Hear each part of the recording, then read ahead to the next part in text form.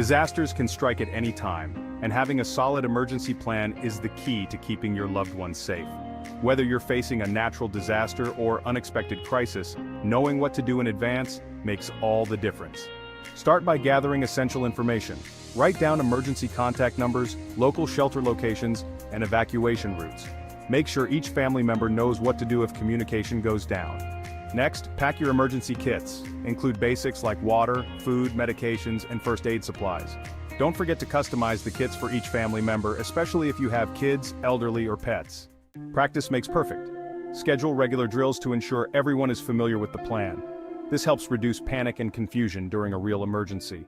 Identify safe locations. Whether it's your home, a local shelter, or a family member's house, make sure you have more than one option for where to go. Create a communication plan so everyone knows how to reconnect if separated. Remember, preparedness is peace of mind.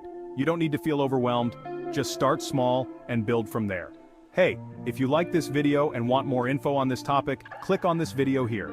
You can also get more life-saving information at isurvivethrive.com, and of course, don't forget to subscribe to our I Survive Thrive YouTube channel. Check the description below this video for helpful links.